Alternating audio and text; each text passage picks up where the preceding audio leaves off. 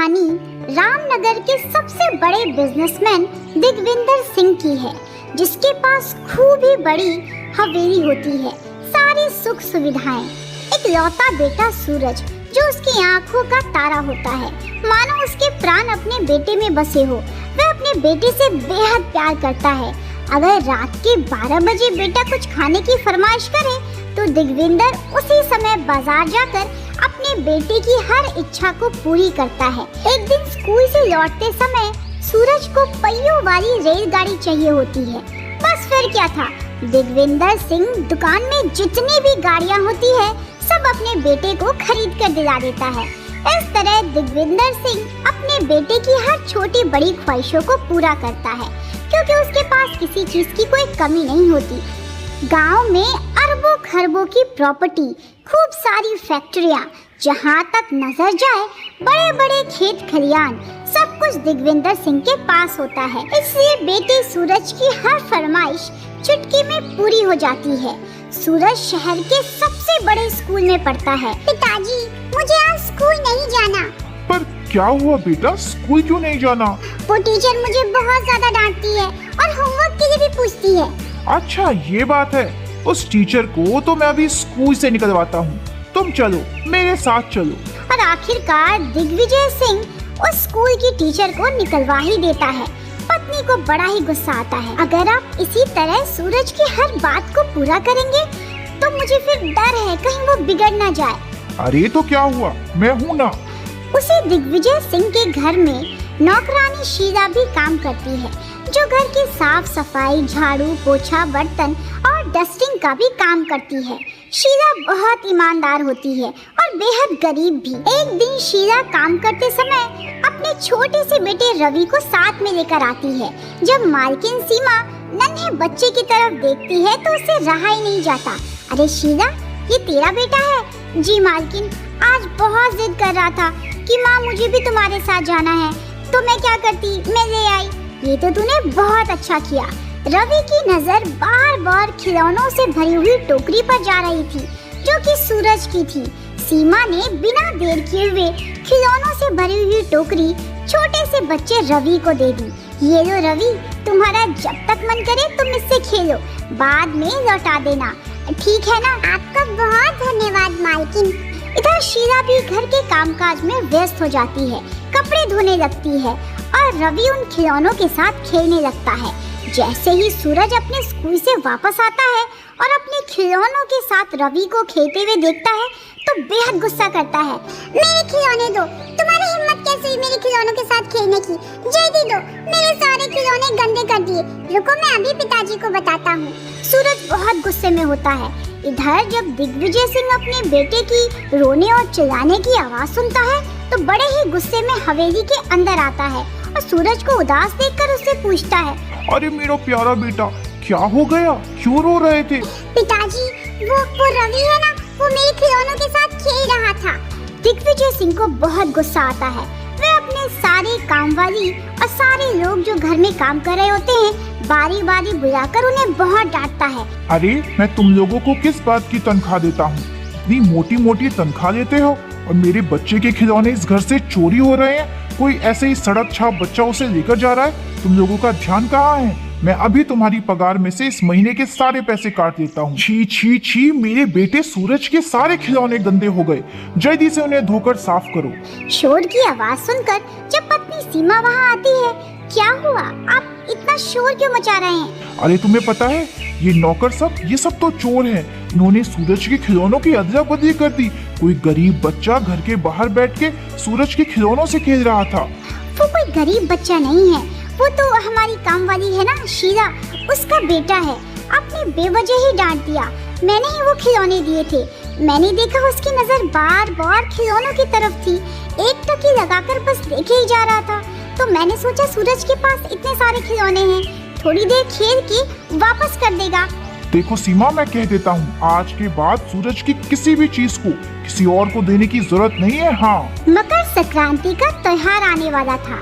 ऐसे में घर के सारे नौकर चाकर सफाई में लगे हुए थे। पीले रंग का कुर्ता पजामा पहन के सूरज भी खूब इठलाता हुआ अपने मकान के गलियारों में खेल रहा था। दूसरी तरफ ठाकुर दिग्विजय सिंह के घर में खूब ही शान शौकत से मकर संक्रांति की तैयारियां चल रही थी।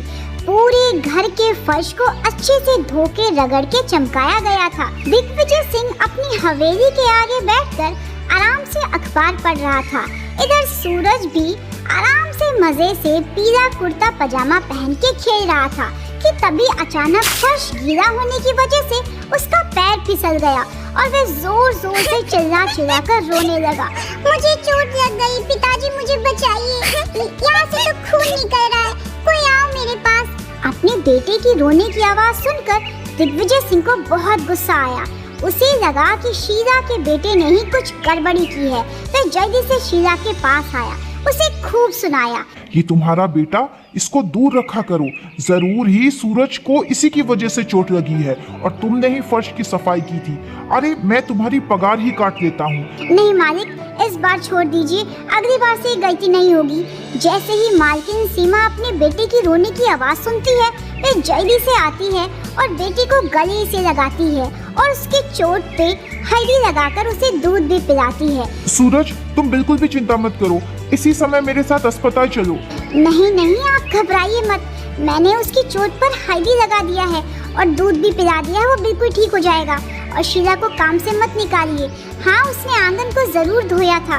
अब इतने बड़े आंगन, इतनी बड़ी हवेली को धोने में थोड़ा बहुत पानी तो इधर उधर बच ही जाता है। जरा बात को समझिए, इसमें शीला की कोई गलती नहीं है। और मैंने देखा था उसका बेटा रवि भी एक कोने में चुपचाप खड़ा होकर अपनी माँ को देख रहा था। अब इन सब बातों को जाने भी दीजिए।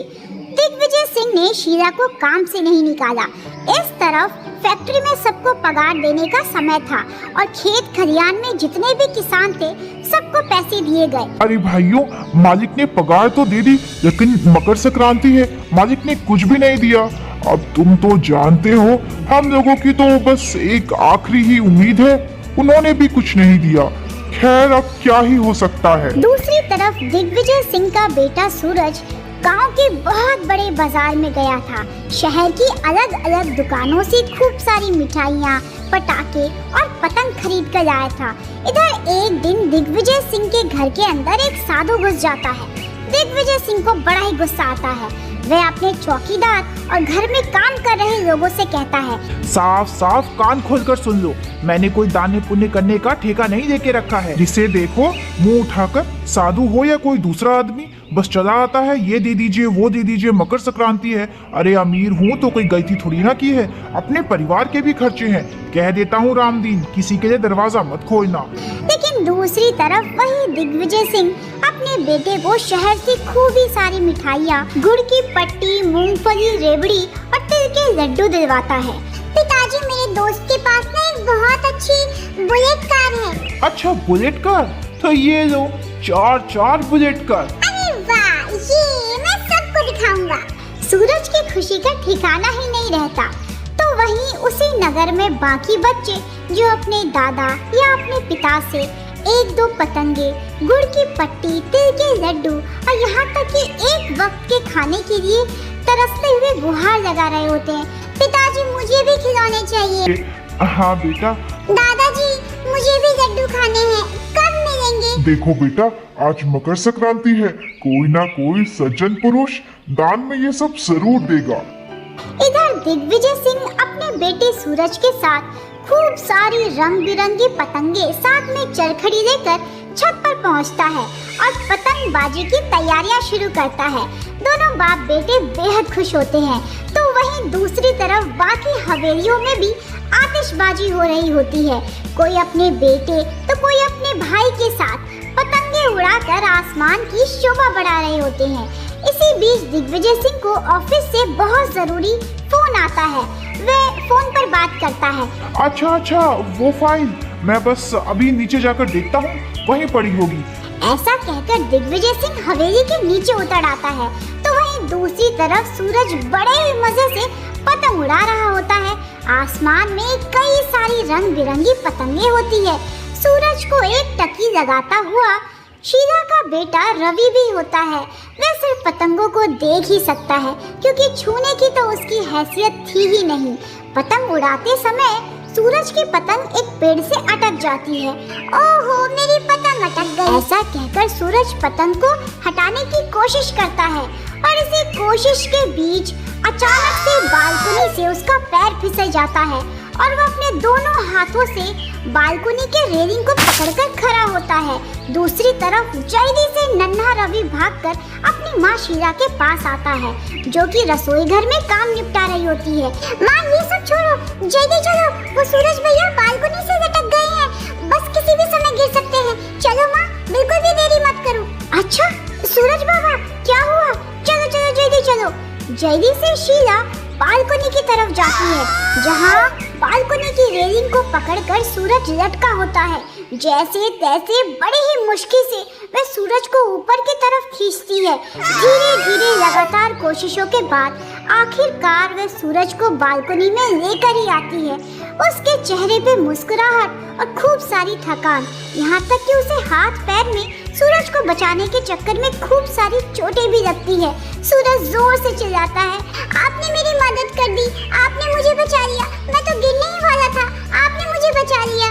ये नजारा देखकर ठाकुर दिग्विजय सिंह और उसकी पत्नी सीमा की आंखों से आंसू रुकने का नाम ही नहीं लेते। वे जल्दी से सूरज को गले लगाते हैं, जिसके हाथ पैर पर जख्म के निशान होते हैं। मेरा बच्चा आज बच गया। तो वहीं जल्दी से सूरज शीला को गले से लगाता है।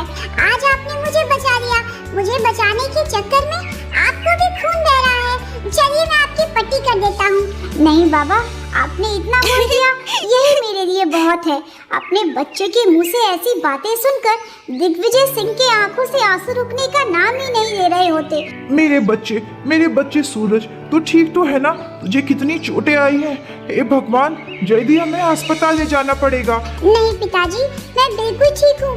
अगर आज शीला आंटी नहीं आती तो मैं भी नहीं होता।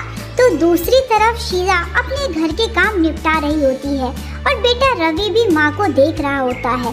हाथ जोड़े ठाकुर दिग्विजय सिंह रवि और शीला से माफी मांगता है। मुझे माफ कर दो शीला, मैंने तुम्हारे बेटे रवि को कितनी बार सूरज के खिलौने इस्तेमाल करने से मना किया, और आज तुमने मेरे बेटे को बचाने के लिए तुम्हारे हाथ पैर पे ये खून के निशान, तुमने मेरे बेटे को बचा लिया। तुम मेरे लिए किसी भगवान से कम नहीं हो शीला, मुझे मेरी गलतियों के लिए माफ कर दो। साहब, ये आप कैसी बातें कर रही हैं? जैसे वो आपका बेटा है, मेरा भी तो बेटा है। भले ही मैं यहाँ काम करती हूँ, पर आप लोगों के लिए मेरे मन में बहुत सम्मान है। आप लोगों के दिए हुए पैसे से मेरा घर चलता है, मेरी रोजी रोटी चलती है। जैसे वो आपका बेटा है ना, मेरे लिए भी वो बेटे के ही समान है। तुम्हारी सोच, तुम्हारे विचार बहुत ऊंचे हैं। मैं बस यही कह सकता हूँ कि मुझे माफ कर दो। ठाकुर दिग्विजय सिंह हाथ जोड़े और आंखों में आंसू लिए हुए शीला से माफी मांगता है। ठाकुर दिग्विजय सिंह की पत्नी सीमा कहती है, देखा आपने, भले ही वो लोग हमारे घर में काम करते हैं, लेकिन हमें अपना परिवार मानते हैं। हमें भी तो उनकी ज़रूरतों का ध्यान रखना चाहिए, हमें भी तो उनके घर का ध्यान रखना चाहिए। आपने देखा, आज हमारे बेटे की जान जाते जाते बची है। हमें ईश्वर को धन्यवाद करना चाहिए। जितने गरीब और असहाय लोग हैं, हमें उन्हें दान देना चाहिए। इससे हमें पुण्य मिलेगा और हमारा कर्ज भी उतरेगा। इस तरह ठाकुर दिग्विजय सिंह ने अपने आसपास गली मोहल्ले, फैक्ट्री और बड़े बड़े कारखानों में काम चल रहे सारे कर्मचारियों को बुलाकर ठंड के लिए कपड़े और भरी सर्दी की रातों में बचने के लिए खूब सारे कंबल बांटे। लोगों के चेहरे पे संतोष था और आंखों में आंसू। इस तरह दिग्विजय सिंह ने अपने आसपास रहने वाले असहाय लोग जो गरीब या अनाथ थे, उन सभी को खान पान जैसे दाल, चावल, रोटी, फल और सब्जियां बांटी। सभी लोग हाथ जोड़कर ठाकुर दिग्विजय सिंह और उसकी पत्नी सीमा को धन्यवाद कह रहे थे। मूंगफली, गज्जक, रेवड़ी का पैकेट और तिल के लड्डू मकर संक्रांति के शुभ अवसर पर ठाकुर दिग्विजय सिंह ने सभी लोगों को बांटे।